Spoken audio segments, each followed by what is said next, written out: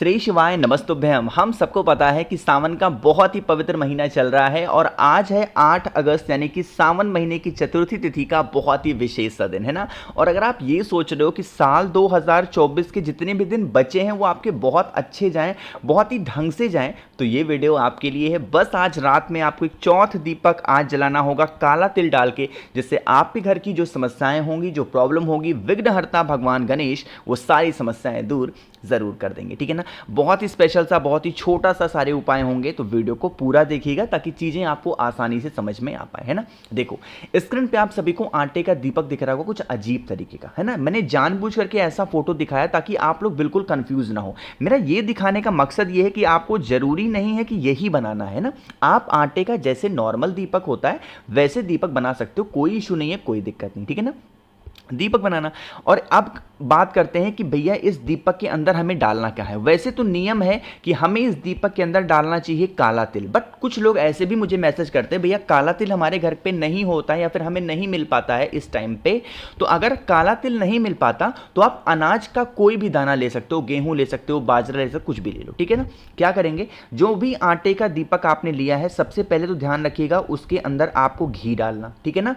और आपको इसमें सिंगल ऐसे करके गोल बत्ती नहीं लगानी होगी, आपको इस दीपक के अंदर चौमुखी दिया लगाना होगा, कुछ इस प्रकार करके। ठीक है ना। दीपक जब आपका रेडी हो जाए इस दीपक को उठाना, या तो अनाज का दाना या फिर काला तिल थोड़ा सा ले लेना, और उसके बाद में आपके घर में जो भगवान गणेश की कोई भी फोटो, मूर्ति, प्रतिमा हो, उन्हीं भगवान के पास में क्या करना है, एक शमी का पत्ता पहले आपको जमीन पे रखना हो। क्या रखोगे, एक शमी का पत्ता रखेंगे, और उसी शमी के पत्ते के ऊपर जो मैंने आपको आटे का चौमुखी दिया दिखाया है उसको आपको भगवान विघ्नहर्ता भगवान गणेश का जो नाम प्रिय लगता हो, जो भी नाम आपको अच्छा हो, उनके नाम से आपको इन चार की चारों बत्तियों को लगानी होगी। ध्यान रखिएगा इस दीपक को सुबह नहीं लगा सकते, शाम के टाइम पे प्रदोष काल में आपको अपने घर पे लगाना होगा, जहां पे भी भगवान गणेश की फोटो, मूर्ति, प्रतिमा आपने अपने घर पे रखी होगी। ठीक है ना।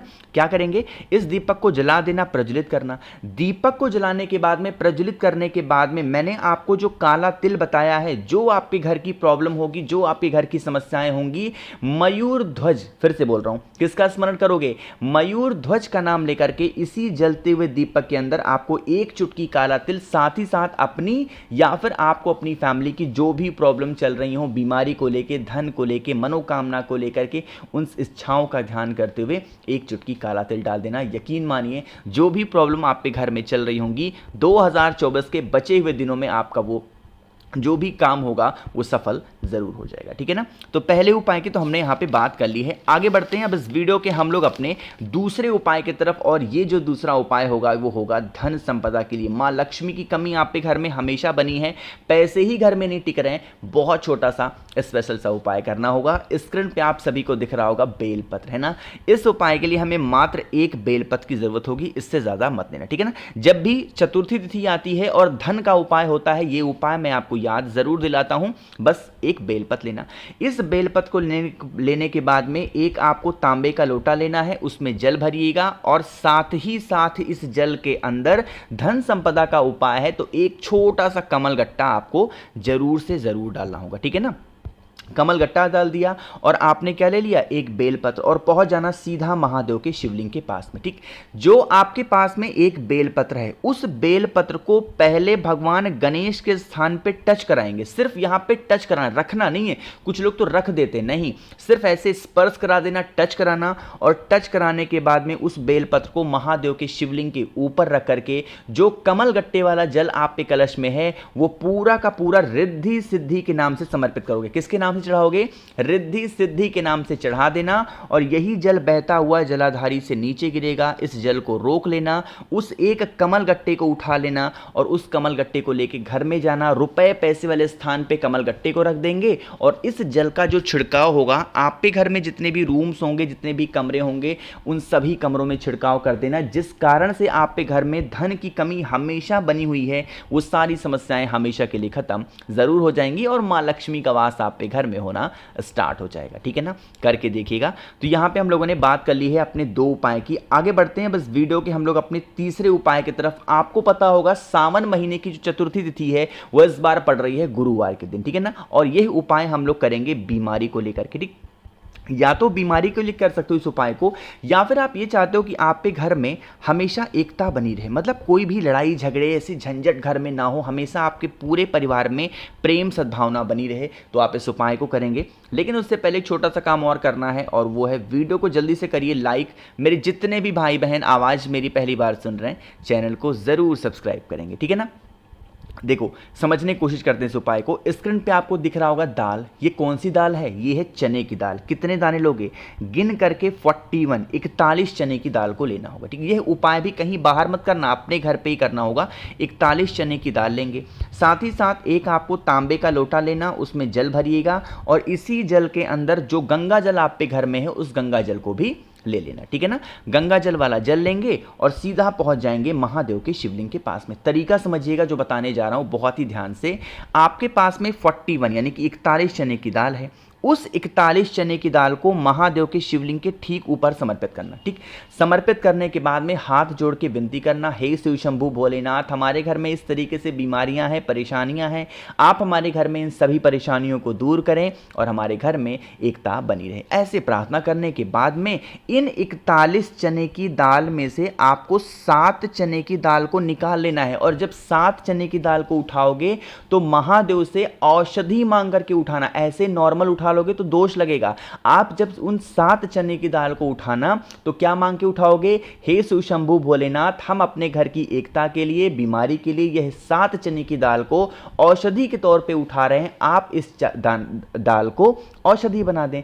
अब उसके बाद में प्रार्थना करने के बाद में इन 7 चने की दाल को उठाना और इसको लेके जहां पे भी दाल का डिब्बा आपके घर में रखा है उसमें ले जाके मिक्स कर देना। जब जब आपके यहाँ दाल पड़ेगी उस चने की दाल उस दाल में मिक्स होकर के जाएगी, और जो जो व्यक्ति खाएगा उसका दिमाग जिस भी वजह से बहुत ज़्यादा टेंशन में, बहुत ज़्यादा परेशानी में, बीमारी, मतलब जो भी संकट होंगे वो सारे दूर ज़रूर हो जाएंगे, ठीक है ना। करके देखिएगा। तो यहाँ पे हम लोगों ने बात कर ली है अपने 3 उपाय की। अब चतुर्थी का उपाय है, और मैं आपको दूर्वा का उपाय ना बताऊं ऐसा हो ही नहीं सकता। तो आपको करना होगा इस वीडियो का सबसे आखिरी और चौथा उपाय जो कि दूर्वा से है। पहले बात करते हैं, इस उपाय को आप करते हो या करने जाते हो तो आपके फायदे क्या होंगे। अगर आपकी बरसों पुरानी कोई भी ऐसी इच्छा है जो अधूरी रह जा रही है, वो पूरी ही नहीं हो पा रही, तो आप इस उपाय को करेंगे।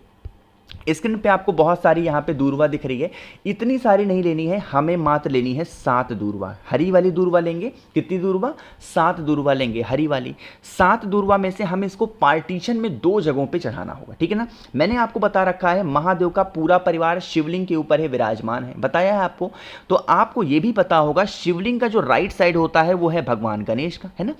आपके पास में जो दूर्वा है उस दूर्वा 4 हरी दूर्वा को समर्पित कर देंगे महादेव के शिवलिंग के पास में, उनके राइट साइड में 4 दूर्वा चढ़ा दिया।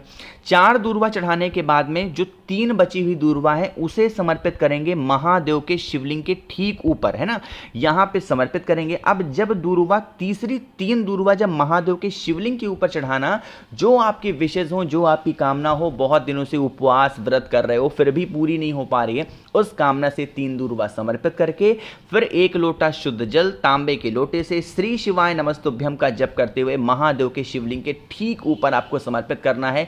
यकीन मानिए जिस कामना से, जिस इच्छा से आप इस उपाय को कर रहे हो, वो विशेष, वो इच्छा बहुत जल्दी पूरी होगी और आपको बार बार इधर उधर कहीं भी भटकने की, भागने की जरूरत नहीं पड़ेगी। विघ्नहर्ता भगवान गणेश आपके जीवन के जो भी विघ्न होंगे, जो भी तकलीफें होंगी, जो भी संकट होंगे, वो सारे दूर जरूर कर देंगे, ठीक है ना। ध्यान से करिएगा। तो मैंने कोशिश की है आप सभी को बहुत स्पेशल तरीके के आज करने वाले उपाय की। चाहे तो आप इन सभी उपाय को घर पे कर सकते हो या फिर चाहे तो मंदिर में, जो आपके लिए इजी हो आप करिएगा, लेकिन करना है शाम के टाइम पे ही। वीडियो पसंद आई हो तो लाइक करेंगे। कुछ पूछना है, नहीं समझ में आया, नीचे कमेंट सेक्शन में पूछिएगा। मेरे जितने भी भाई बहन आवाज़ मेरी पहली बार सुन रहे हैं, चैनल को ज़रूर सब्सक्राइब करेंगे। और हाँ, अगर आपको मुझसे बातें करनी है तो आप हमें इंस्टाग्राम पे फॉलो कर सकते हैं। उसके लिए आपको सर्च करना है द नेचुरल प्लैनेट 108। श्री शिवाय नमस्तुभ्यम।